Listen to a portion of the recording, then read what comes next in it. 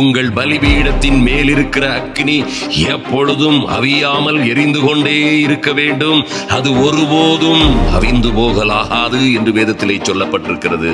இந்த அக்கினியை போட வந்தவர் அது இப்பொழுதே பற்றி எரிய வேண்டும் என்று விரும்புகிறேன் என்கிறார். நீங்கள் பெற்றிருக்கிற இந்த அபிஷேகம் உங்களுக்குள்ளே இருக்கிற பரிசுத்த ஆவியினாலே பற்றி எரியட்டும். ஒவ்வொரு நாளும் உங்களுக்குள்ளே பற்றி இந்த அபிஷேக அக்கினி எரிந்து கொண்டே இருக்க வேண்டும். அது ஒருபோதும் அவிந்து போகலாகாது. நன்றாய் கவனியுங்கள். இந்த கடைசி காலத்தில் சீக்கிரமாய் வரப்போகிற ராஜாதி ராஜாவை ஆண்டவர் இயேசுவை சந்திக்கும்படியாய் அந்த புத்தியுள்ள ஸ்திரீகளைப் போல உங்கள் விளக்கு எரிந்து கொண்டே இருக்க வேண்டும். கர்த்தருடைய வார்த்தை சொல்லுகிறபடியே ஒவ்வொரு நாளும் ஆசாரியன் அதன் மேல் காலைதோறும் எரியும்படி கட்டைகளை போட வேண்டும்.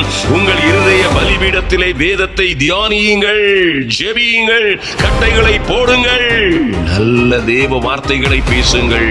நாம் தியானிக்கும் பொழுது அங்கே ஒரு பற்றி எரிதல் உண்டாகும். ஊக்கமாய் ஜெபிக்கும் பொழுது அந்த அக்னி இன்னும் இன்னும் அதிகமாய் பற்றி எரியும்.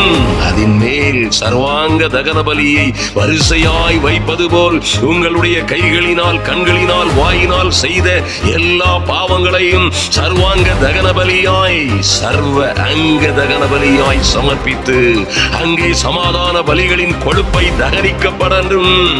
அங்கே சமாதான பலிகளின் கொழுப்பை தகனியுங்கள். ஒருபோதும் அவியாமல், ஒருபோதும் அவியாமல் எரிந்து கொண்டே இருக்கிற அக்னி உங்கள் பாவ சாப கட்டுகளை முறிக்கும். மந்திர சூனியங்கள் அழியும். பாதை, நோய், துன்பங்கள், வியாதிகளில் இருந்து உங்களுக்கு விடுதலையை, சுகத்தை, ஆரோக்கியத்தை, ஐஸ்வர்யத்தை கொடுக்கும். முழுமையான ரட்சிப்பு உண்டாகும். நித்திய வாழ்வே அதன் பரிசு.